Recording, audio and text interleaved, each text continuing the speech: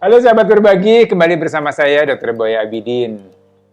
Kali ini sahabat berbagi, saya akan sedikit cerita ya, jadi saya tidak menjawab pertanyaan nih sahabat berbagi. Saya mau cerita mengenai persalinan prematur atau bayi dengan lahir prematur.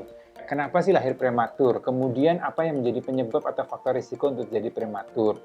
Apa yang kita bisa lakukan untuk mencegah terjadinya prematuritas? Jadi sahabat berbagi nih yang belum subscribe, silahkan subscribe channel YouTube Dr. Boy Abidin. Silakan like dan juga share kalau memang sahabat berbagi merasa perlu mengenai konten prematuritas ini. Pertama, per definisi, prematuritas atau sebelum waktunya. Jadi ini adalah suatu proses di mana terjadinya kelahiran bayi sebelum 37 minggu. Jadi bayi 37 minggu, 38, 39, 40 minggu itu kita sebut sebagai bayi yang matur, bayi yang cukup bulan. Kalau prematur kurang dari 37 minggu. Ada lagi istilahnya imatur. Jadi imatur itu di bawah 28 minggu ya, jadi lebih kecil lagi. Ada lagi abortus. Abortus itu di bawah dari 20 minggu. Ya, jadi ini hanyalah per definisi secara medis.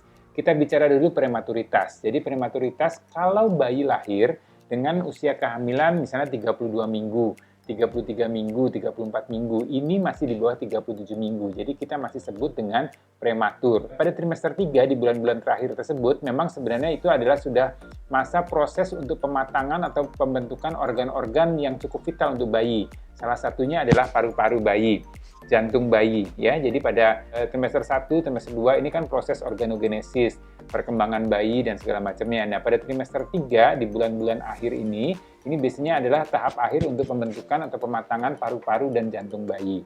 Jadi tidak heran bayi-bayi yang lahir prematur biasanya selain berat badannya yang rendah, kurang dari 2,5 kilo, juga biasanya paru-parunya belum berfungsi secara baik. Jadi bayi lahir dengan prematur sering ada masalah dengan jantung dan parunya. Prematuritas ini memang penyebab pastinya kita tidak tahu. Ya, ada beberapa orang atau beberapa wanita hamil yang memang dia berisiko untuk terjadinya prematuritas. Ya, risiko tersebut diantaranya, kalau kita lihat dari 3 faktor nih, kita lihat dari faktor ibunya dulu. Ya, biasanya ibu hamil dengan adanya masalah preeklamsi. Preeklamsi itu adanya peningkatan tekanan darah. Ya, sahabat berbagi, kalau mau tahu lebih detail mengenai preeklamsi, bisa lihat di konten YouTube Dr. Boy Abidin sebelumnya. Ada penjelasan mengenai preeklamsi. Ya, jadi ada yang peningkatan tekanan darah, ini akan berisiko untuk terjadinya kejang pada ibu, sehingga biasanya kita harus lahirkan bayinya pada usia yang memang belum cukup bulan.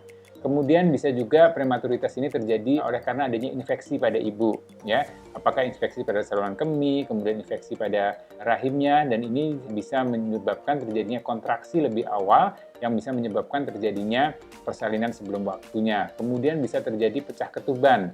Ya, pecah ketuban yang terjadi pada kehamilan di bawah 37 minggu biasanya ada risiko infeksi pada bayinya. Kemudian biasanya kita harus segera lahirkan bayinya untuk mencegah terjadi infeksi lebih lanjut pada bayi. Jadi bayinya lahir dengan prematur. Ini kondisi-kondisi yang bisa terjadi pada ibunya. Kemudian kondisi yang bisa terjadi pada bayinya biasanya adalah pada ibu hamil dengan bayi yang kembar, bayi yang lebih dari satu, atau bayi yang besar, ya, bayi yang ukurannya besar. Ini biasanya karena rahim meregang lebih maksimal, ya, lebih besar, sehingga biasanya timbul kontraksi sebelum waktunya, sebelum 37 minggu. Ini bisa terjadi persalinan prematur.